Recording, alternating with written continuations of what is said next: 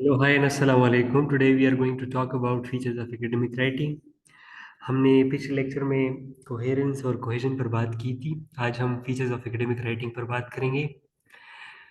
तो अगर आप कोई एकेडमिक राइटिंग लिख रहे हैं, कुछ भी लिख रहे हो, वो एजुकेशनल सेटिंग में हो, वो फॉर्मल सेटिंग में हो, तो आप क्या करते हैं, आपको इन ही रूल्स, इन ही फीचर्स को अपनाना होगा। ये क्वालिटीज़ आपकी उस राइटिंग में होनी चाहिए। तो हम स्टार्ट करते हैं एकेडमिक राइटिंग से। Academic writing is in English is linear. अब ये एकेडमिक राइटिंग जो होती है, ये ऐसी राइटिंग होती है जो लीनियर फॉर्म में होती है, जो स्ट्रेट फॉरवर्ड होती है, एक डायमेंशन में होती है। इसकी एक ख़ास डायरेक्शन होती है।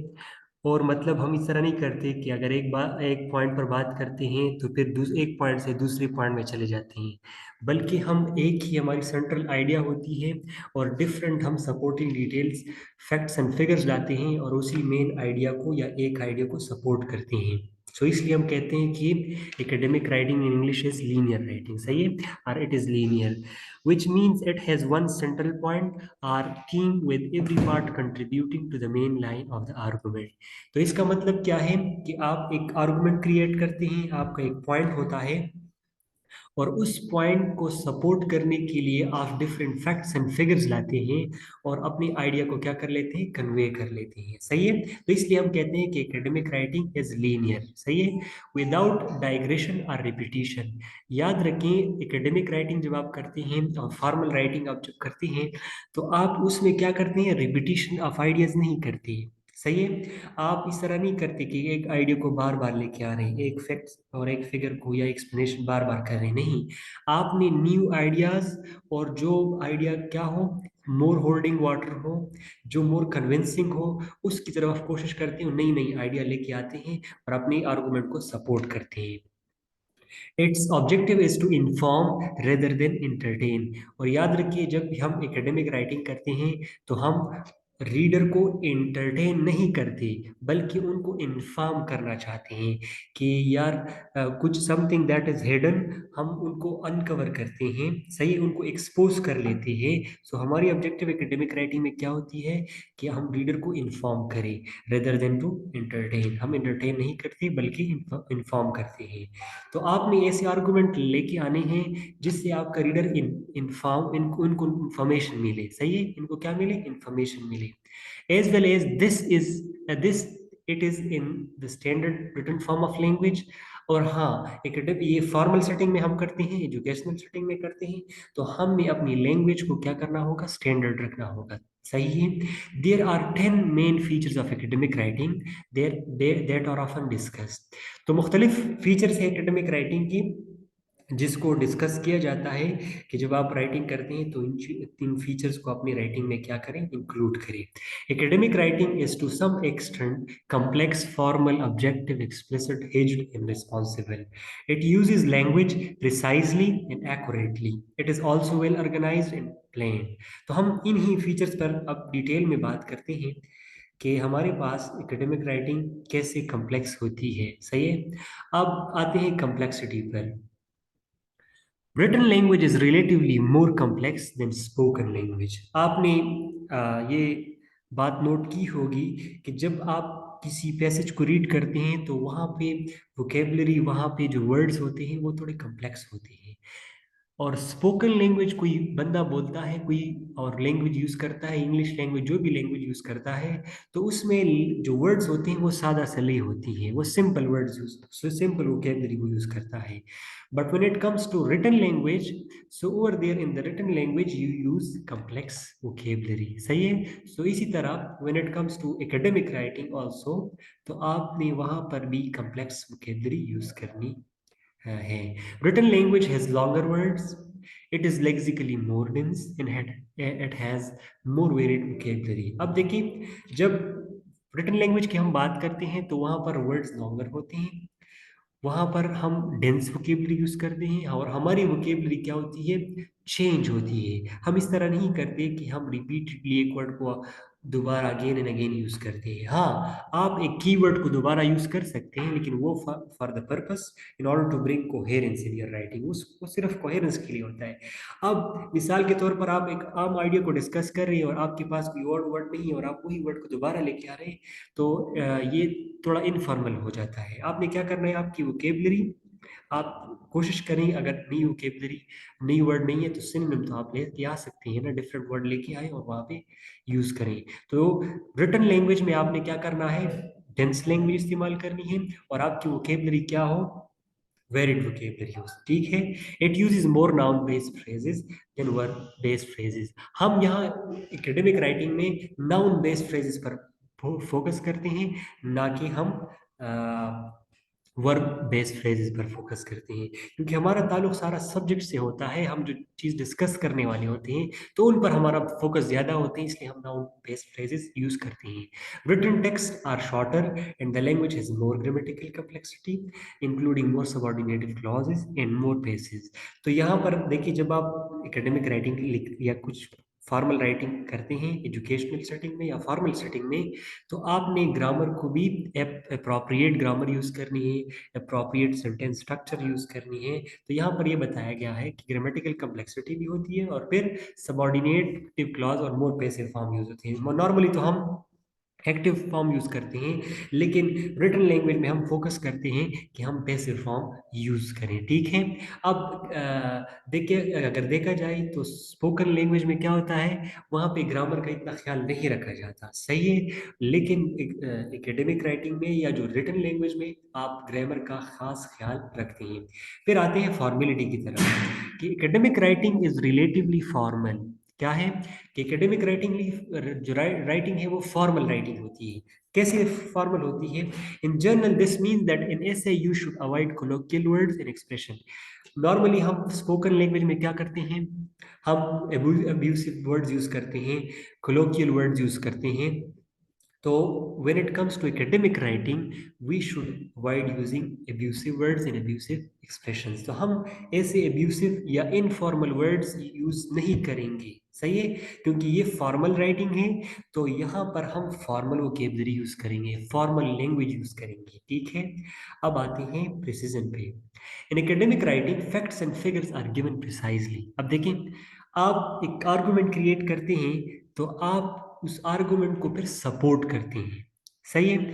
फिर आपके आर्गुमेंट जितने स्ट्रांग होंगे, जितने सपोर्टिंग डिटेल जितने स्ट्रांग होंगे, तो आपकी जो आर्गुमेंट है वो इतनी स्ट्रांग होगी और रीडर उसको अंडरस्टैंड करने में उसको आसानी होगी। लेकिन अगर आपने एक आर्गुमेंट क्रिएट किए हैं, आपके आपके पास फैक्ट्स एंड फिगर्स नहीं है, तो ये तो प्रिसाइज नहीं है ना, आपने जो क्लेम किया है उसको आप सपोर्ट नहीं कर सकती। सो आपकी जो राइटिंग है वो इनइफेक्टिव है और वैल्यूलेस है, सही है, मीनिंगलेस है। So when you want to make your writing meaningful, so you must provide facts and figures in the supporting details. तो प्रिसीजन का मतलब है कि आप एक्यूरेट इंफॉर्मेशन लेके आए, फैक्ट्स एंड फिगर्स लेके आए, जिसकी वजह से आपकी राइटिंग क्या हो, प्रिसाइज हो। ऑब्जेक्टिविटी की बात जब हम करते हैं, तो written language is in general objective rather than personal. अब देखिए, बाद औक़ात हम स्पोकन लैंग्वेज में क्या कहते हैं, यार मेरा ख्याल है, आई थिंक, आई बिलीव, ये हम नॉर्मली कहते हैं स्पोकन लैंग्वेज में। लेकिन जब आप एकेडमिक राइटिंग करते हैं या फॉर्मल सेटिंग में फॉर्मल राइटिंग करते हैं, तो आपने पर्सनल ओपिनियन या पर्सनल सब्जेक्टिविटी या पर्सनल सेंटिमेंट को यहाँ पे नहीं डालना, बल्कि आपने ऑब्जेक्टिव अप्रोच को वहाँ पे एक्सेस अप्रोच यूज करनी है, ठीक है। It therefore has fewer words than refer to the writer और the reader.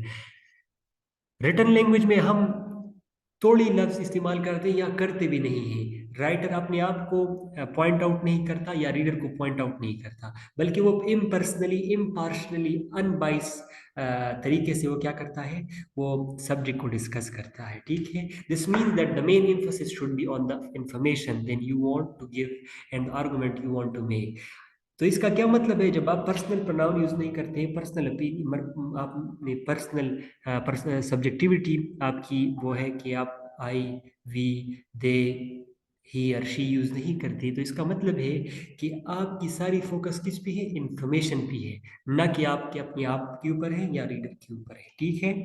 For that reason academic writing tends to use nouns and adjective rather than verb. तो इसलिए इसी की वजह से हम क्या करते हैं, जब ऑब्जेक्टिविटी की बात करते हैं तो हम सब्जेक्ट के लिए, वो सब्जेक्ट से रिलेटेड जो नाउन और एडजेक्टिव्स होते हैं, जिस जो टॉपिक से रिलेटेड नाउन और एडजेक्टिव होते हैं, उन वर्ड्स पर हम फोकस करते हैं, ना कि एडवर्ब्स पर या वर्ब्स पर। ठीक है।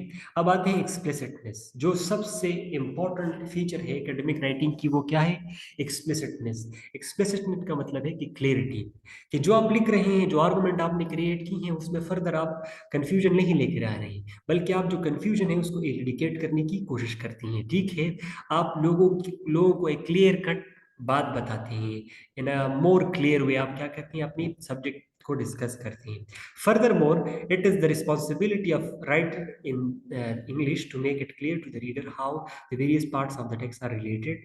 These correction can be made explicit by the use of different signalling words.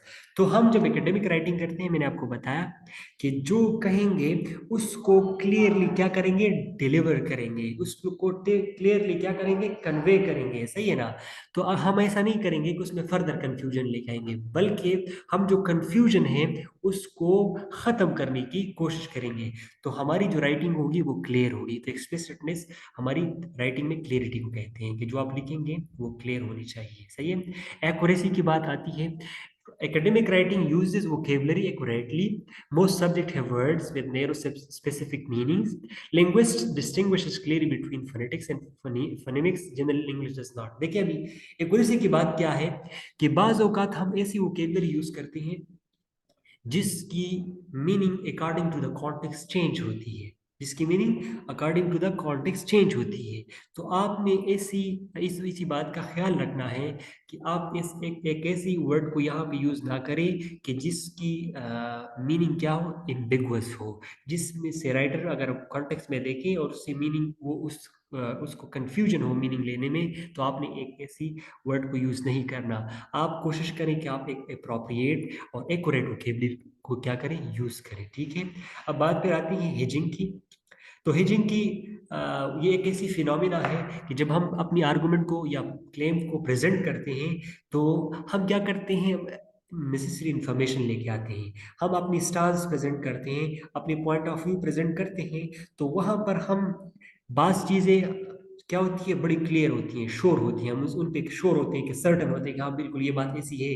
लेकिन बाज बातों पर, बाज एक्सप्लेनेशन पर हम क्या होते हैं, श्योर नहीं होते, हम अनसर्टन होते हैं। तो हुइजिंग वो टेक्निक है कि जिसमें राइटर ऐसे वर्ड्स यूज करता है कि जिससे की वजह से आपको उसका स्टांस का पता चलता है, आपको उसकी ओपिनियन का पता चलता है कि वेदर ही इज श्योर और नॉट। सही है। Different subject prefer to do this in different way. तो डिफरेंट लोग सब डिफरेंट तरीके से इसको करते हैं। लाइक हम मिसाल के तौर पर, कि अगर किसी को आप कहें कि ये बात ऐसी है, तो वो मिसाल अगर ये कहे देखिए, प्रोबेबली, हाँ शायद। सही है। तो शायद का मतलब है कि वो इस बारे में क्या है, श्योर नहीं है। तो अगर आप एक आर्गुमेंट क्रिएट कर रहे हैं, आप श्योर नहीं है, तो आप ऐसे वर्ड्स यूज करें कि जिससे आपकी स्टांस, आपकी क्लेम की स्ट्रेंथ आपकी रीडर को पता चले। ठीक है। तो फिर आते हैं रिस्पॉन्सिबिलिटी की तरफ। अच्छा, technique common in certain kinds of academic writing is known by linguist is hedging. तो इसी टेक्निक को जिसके थ्रू आप बताते हैं या राइटर को इन्फॉर्म करता है कि whether the stance is strength, strong और वीक। सही है। तो इस टेक्निक को हम क्या कहते हैं, हेजिंग कहते हैं। रिस्पॉन्सिबिलिटी, अब ये आप जो भी कर रहे हैं, जो लिख रहे हैं, उसके लिए आप रिस्पॉन्सिबल हैं। ठीक है। In academic writing you must be responsible for and must be able to provide evidence and justification for and any claim you make. अब आपने एक आर्गुमेंट क्रिएट की किसी की, या काउंटर आर्गुमेंट आपने क्रिएट की किसी की आइडिया की, अपोजिट आइडिया आपने क्लेम किया। अब आप देखें, आपने उस क्लेम को, उस आइडिया को क्या करना है, सपोर्ट करना है। और अगर मिसाल आप सपोर्ट ना कर सके तो भी आप रिस्पॉन्सिबल है, अगर आपने सपोर्ट किया तो भी आप रिस्पॉन्सिबल है, आप अपनी रिस्पॉन्सिबिलिटी क्या कर रहे हैं, शो कर रहे हैं। तो एकेडमिक राइटिंग में आप क्या है, आप जो क्लेम कर रहे हैं, जो लिख रहे हैं, जो एविडेंस और जस्टिफिकेशन प्रोवाइड कर रहे हैं, उसके लिए रिस्पॉन्सिबल आप ही हो। You are all responsible for demonstrating in understanding of any source text use. जहां से आप साइट करते हैं, जिस सोर्स को यूज करते हैं, तो उसके लिए क्या है, आप ही रिस्पॉन्सिबल है। Organisation, academic writing is well organise. इस बात को याद रखें कि एकेडमिक राइटिंग ऑर्गेनाइजेशन जो है ये एक वन ऑफ द पिलर्स है एकेडमिक राइटिंग में। सही है ना, कि अगर आप की राइटिंग क्या है, वेल ऑर्गेनाइज्ड है, आपकी इंट्रोडक्शन है, फिर मेन बॉडी है, फिर कंक्लूजन है, सही है। इसी तरह पैराग्राफ्स में आपका टॉपिक सेंटेंस है, सपोर्टिंग डिटेल्स है, और एक खास ऑर्डर में है आपकी राइटिंग, तो ये फॉर्मल राइटिंग होती है। और it is the way to easily convey your message. तो ये एक तरीका है जिसमें आप ऑर्गेनाइजेशन, फॉर्मेट और सीक्वेंस प्रोवाइड करते हैं अपनी राइटिंग को। सही है। It flows easily from one section to the next in a logical fashion. A good place to start is the genre of your text. Once you have decided on the genre, the structure is easily determined. देखिए, अब आते हैं कि organisation. मिसाल, आप descriptive writing कर रहे हैं तो आपकी ऑर्गेनाइजेशन थोड़ी डिफरेंट होती है। अब आप नैरेटिव कर रहे हैं तो आपकी डिफरेंट होती है। आप जो है एक्सपोजिटरी राइटिंग करते हैं, इसको हम ऑलरेडी डिस्कस कर चुके हैं एकेडमिक राइटिंग में। तो जैसे ही आपने kind of your text decide किया कि what are you going to talk about, or in which form of writing you are going to write, तो फिर उसके बाद आपकी जो स्ट्रक्चर है वो आप इजीली डिटरमाइन कर सकते हैं। ठीक है। तो ऑर्गेनाइजेशन आपकी राइटिंग में होना लाजमी है। अब प्लानिंग की तरफ आते हैं। Academic writing is well plan, it usually takes place after research evaluation according to the specific purpose and plan. जैसे ही मैंने आपको एकेडमिक राइटिंग की डिफिनिशन में बताया था कि एकेडमिक राइटिंग जो होती है वो रिसर्च बेस होती है। हम पहले जाते हैं डिफरेंट सोर्सेज को साइट या उसके कंसल्ट करते हैं, वहाँ जाते हैं, वहाँ से आइडियाज़ लेते हैं, सही है, इन्वेस्टिगेशन करते हैं, और जो मोस्ट रेलिवेंट इंफॉर्मेशन या मोस्ट इंपॉर्टेंट इंफॉर्मेशन है उसको कलेक्ट करके अपनी राइटिंग में पुट करते हैं। तो ये एक प्लानिंग के थ्रू होता है। आप क्या करते हैं, पहले आप पहले जिस तरह आपने पहले सिलेक्शन की टॉपिक की, फिर उसके बाद ब्रेनस्टॉर्मिंग, डिफरेंट सोर्सेज से आप कलेक्शन करते हैं डेटा की, फिर आप आते हैं ड्राफ्ट बनाते हैं, जो रफ ड्राफ्ट होती है, फाइनल ड्राफ्ट। तो ये एक प्लानिंग के थ्रू आप करते हैं। तो एकेडमिक राइटिंग एक जो राइटिंग है ये वेल प्लान्ड राइटिंग होती है। तो ये सारे क्या थे, एकेडमिक राइटिंग के फीचर्स थे, कि जिसमें आपने कम्प्लेक्सिटी, लैंग्वेज को कम्प्लेक्स रखना होगा, फॉर्मल लैंग्वेज यूज करनी होगी, आप जो फैक्ट्स एंड फिगर ला रहे हैं वो मोस्ट रिलेवेंट होनी चाहिए या प्रिसाइज होनी चाहिए। ऑब्जेक्टिविटी, आपने पर्सनल प्रोनाउंस या पर्सनल जो जो जो आई है, रीडर अपनी तरफ या राइटर अपनी तरफ कोई भी ऐसे वर्ड्स यूज नहीं करेगा। जितने फीवर होंगे या ना होंगे तो वो अच्छी राइटिंग होती है। आपने ऑब्जेक्टिव अप्रोच यूज करना है। एक्सप्लिसिटनेस, तो एकेडमिक राइटिंग एक्सप्लिसिट होनी चाहिए, क्लियर होनी चाहिए। सही है, जो आप लिख रहे हैं, जो क्लेम कर रहे हैं, तो वो क्लियर होनी चाहिए।